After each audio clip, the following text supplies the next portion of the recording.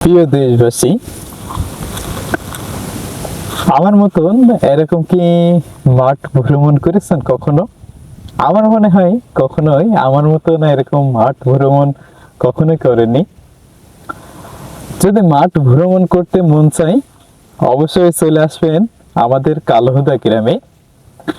আমাদের এই ছোট্ট গ্রাম হলো, আমাদের এইখানে প্রত্যেকটা কৃষক খুবই সুন্দর চাষাবাদ করে থাকে। মাঠ যেমনি তাকাবেন সেমনি সবুজে ঘেরা আমাদের এই কালহুদা গ্রাম। এ যেন এক অসাধারণ দৃশ্য মনে হয়। গাছে ভরপুর পেয়ারা ধরেছে, এ যেন এক অদ্ভুত এক দৃশ্য। এই দৃশ্যগুলো আমার মনে হয় দূরের মানুষ দেখতে পারে না, কারণ আমার মতন এরকম যদি মাঠ ভ্রমণ করতো তাহলে কিন্তু এই দৃশ্যগুলো খুবই সুন্দর করে দেখতে পারত। গাছে যে পরিমাণ পেয়ারা ধরেছে, প্রচুর পরিমাণ পেয়ারা ধরেছে, তা না পেরে চলে আসলাম।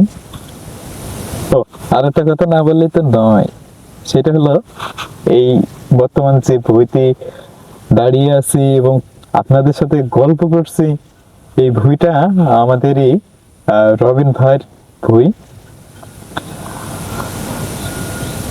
যে ভুঁইটায় দাঁড়িয়ে আছে এটা কালহুদা গ্রাম এবং মহেশপুর থানা, ঝিনাইদহ জেলা। আশা করি বুঝতে পেরেছেন।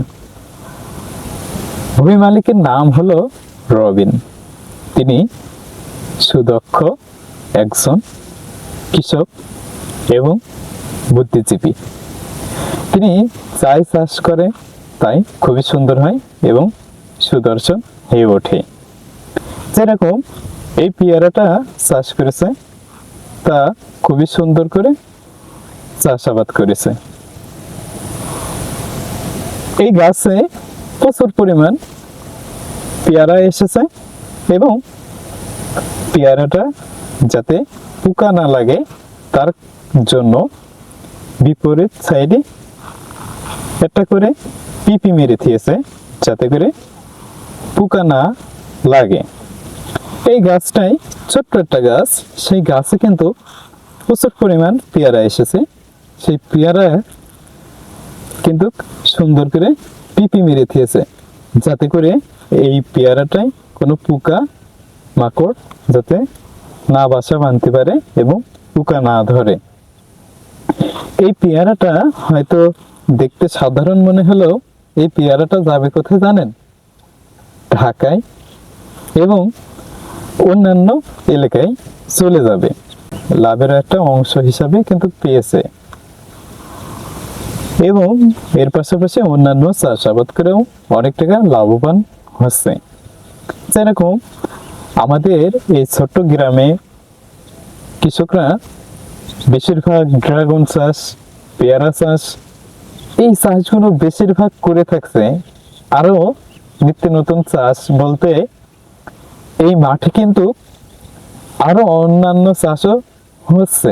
যেরকম আঙ্গুর ফল চাষ হচ্ছে, কমলা লেবু চাষ হচ্ছে এবং আরো অন্যান্য চাষ হচ্ছে। এটা দেখে মনটা ভরে যায়। মাঠ ভ্রমণ করতে আরো মন ভালো লাগে।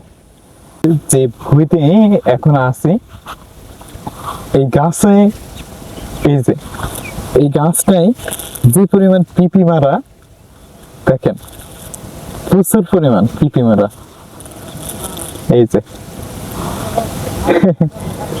মানে পেয়ারা প্রচুর হবে এই গাছে।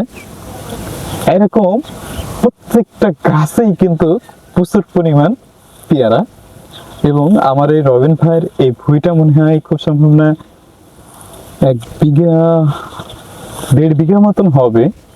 যাই হোক, এই গাছে যে পরিমাণ পেয়ারা ধরেছে খুবই ভালো লাগে এই মাঠ ভ্রমণ করতে এবং এই দৃশ্যগুলো দেখতে খুবই সুন্দর লাগে। কিন্তু এই যে এই গাছে কিন্তু এই ডালটায় 2টা পেয়ারা, খুবই সুন্দর।